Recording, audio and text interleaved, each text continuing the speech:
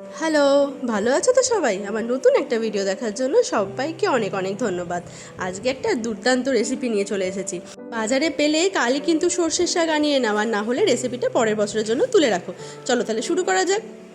সর্ষের শাকগুলো ভালো করে কেটে ধুয়ে রেখে দেওয়া আছে। কড়াইয়ে দিয়ে দিতে হবে সর্ষের তেল। এটা কিন্তু অবশ্যই সর্ষের তেলেই রান্না করতে হবে। আর এখানে এরকম ছোট ছোট করে কুচি করে নেওয়া হয়েছে বেগুন। খুব ছোট নয়, কারণ বেগুন তো গলে যায়। এই যে এরকম সাইজের। কড়াইয়ে সর্ষের তেল গরম হয়ে গেলে দিয়ে দিতে হবে বেগুনগুলো, আর তারপরে এর মধ্যে দিয়ে দিতে হবে সামান্য পরিমাণ হলুদ গুঁড়ো আর কিছুটা নুন। এবার এটা ভালো করে একটু নাড়াচাড়া করে নিয়ে একটা ঢাকা দিয়ে কিছুক্ষণের জন্য রেখে দিতে হবে, যাতে বেগুনটা নরম হয়ে যায়।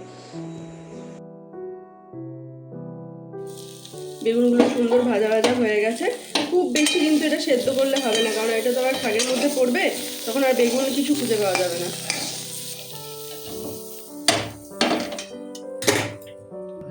ওই কড়াইয়ে আবার একটু সর্ষের তেল দিয়ে দিতে হবে। এর মধ্যে দিয়ে দিতে হবে একটা শুকনো লঙ্কা আর সামান্য পরিমাণ কালো জিরে।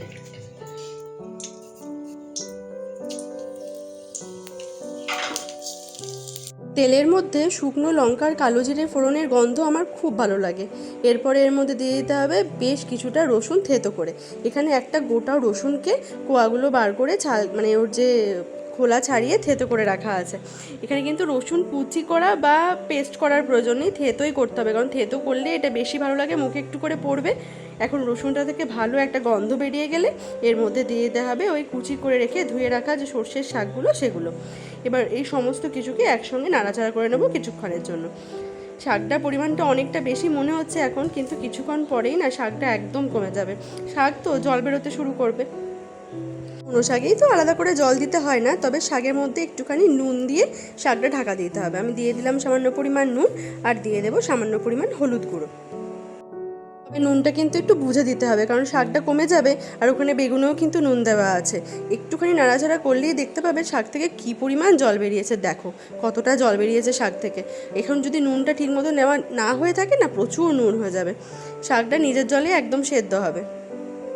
এবার জলটা মরার জন্য শাকটাকেও আমি ঢাকা দিয়ে রেখে দেবো মিনিট 5-এর জন্য, তাহলে জলটাও একটু শুকিয়ে যাবে। এবার ঢাকনাটা খুলে, ও বাবা দেখো কতটা জল বেরিয়েছে, দেখেছো? এর মধ্যে এবার দিয়ে দেবো ওই যে ভেজে রাখা বেগুনগুলো। এবার বেগুন আর শাক একটু ভালো করে নাড়াচাড়া করে নিতে হবে। যদিও এই শাকের জন্ম পাঞ্জাবে, তবে এখন পশ্চিমবঙ্গের মানুষও কিন্তু ভালোই খাচ্ছে। কথায় বলে না, সাসো কা শাক আর মাক্কি কি রুটি। আমরা বাঙালি মানুষ তো, আমরা এই সর্ষের শাক ভাত দিয়েই খাই। এবার এই বেগুনের সঙ্গেও ভালো করে এটা নাড়াচাড়া করে নিতে হবে। বেগুনটা পুরো একদম শাকের সঙ্গে মাখা মাখা হয়ে যাবে। জলটাও অনেকটা শুকিয়ে গেছে, আর এই যে জলটা রয়েছে এই জলেই কিন্তু বেগুনগুলোও একদম সুন্দর সেদ্ধ হয়ে গায়ে গায়ে মাখা মাখা হয়ে যাবে। ততক্ষণ পর্যন্ত কিন্তু এটা নাড়াচাড়া করতে হবে। দেখেছো, ঢাকনা খুলে নাড়াচাড়া করলে জলটা একটু তাড়াতাড়ি শুকাবে।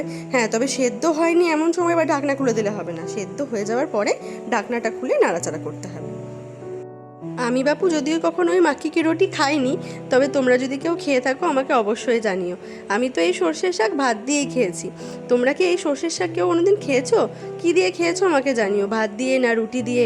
আমি তো কোনোদিনই এই মাক্কিকা রুটি খাইনি, আর নর্মাল রুটি দিয়েও আমি এই সর্ষের শাক খাইনি।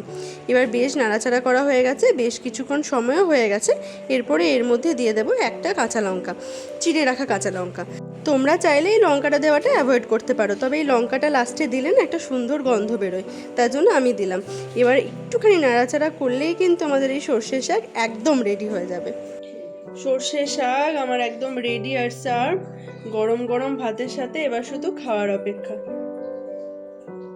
আপনারাও ঘরে বানান, বানিয়ে খান। যদি আপনাদের ভিডিওটা ভালো লেগে থাকে তাহলে অবশ্যই আমার ভিডিওটাকে লাইক করবেন, কমেন্ট করবেন, শেয়ার করবেন, ফেসবুক পেজটাকে ফলো করে দেবেন, ইউটিউব চ্যানেলটাকে সাবস্ক্রাইব করে দেবেন। ভালো থাকবেন, সুস্থ থাকবেন। দেখা হচ্ছে পরের ভিডিওতে। টাটা।